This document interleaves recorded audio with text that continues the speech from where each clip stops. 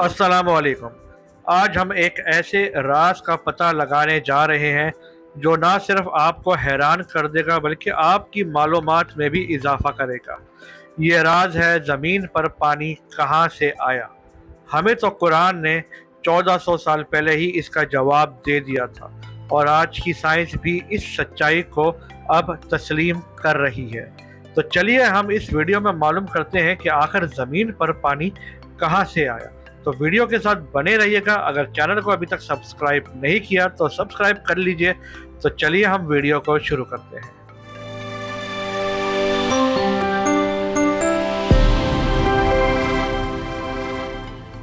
जैसा कि हम सब जानते हैं कि हमारी ज़मीन का 70% हिस्सा पानी से ढका हुआ है।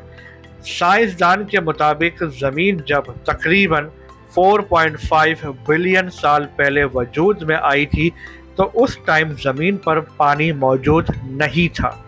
ज़मीन की तख्लीक के बाद बहुत सारे एस्टेरॉइड्स और मेटेराइट्स ज़मीन से टकराने लगे। इन्हीं में से कुछ मेटेराइट्स ऐसे थे जो पानी को अपने साथ लेकर आए थे। ये पानी मेटेराइट्स के ज़रिए ज़मीन तक पहुंचा और चट्टानों पे समा गया। मेटेराइट्स वो छोटे छोटे पत्थर होते हैं जो स्पेस में घूमते रहते हैं। जब ये मेटेराइट्स ज़मीन के एटमॉस्फेयर में एंटर करते हैं तो फ्रिक्शन की वजह से जलने लगते हैं और इन्हें हम शूटिंग स्टार्स या मेटियोर्स कहते हैं। जब ये ज़मीन तक पहुंच जाते हैं तो इन्हें मेटेराइट्स कहा जाता है।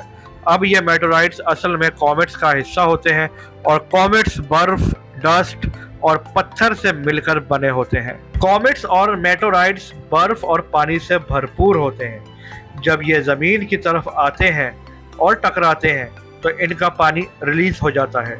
ये पानी पहले ज़मीन के चट्टानों में जम गया।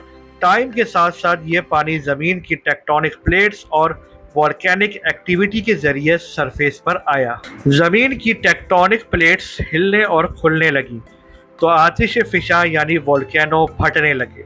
आतिश फ़िशा की गर्मी से चट्टानों में मौजूद पानी भाप की सूरत में ज़मीन की एटमॉस्फेयर में जम गया तो उसके बाद ये भाप बादलों की शक्ल इख्तियार कर गए। ज़मीन जब ठंडी होने लगी तो बादलों में जमा पानी बारिश की सूरत में गिरने लगा। ये बारिश 1 या 2 दिन के लिए नहीं बल्कि लाखों सालों तक बरसती रही।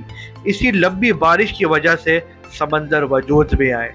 सोचिए ज़रा, ये बारिश इतनी ख़तरनाक थी कि आज से करोड़ों साल बाद भी समंदर वैसे के वैसे हैं। साइंटिस्ट ने मेटेराइट्स के केमिकल का एनालिसिस किया।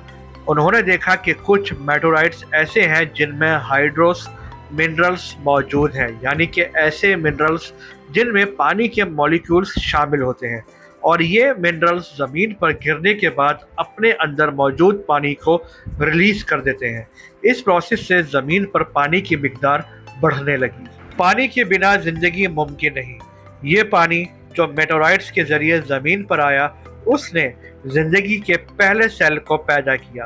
पानी ज़िंदगी का अहम हिस्सा है और ये पानी जब ज़मीन पर आया तो इसने एनवायरनमेंट को ज़िंदगी के लिए साजगार बनाया।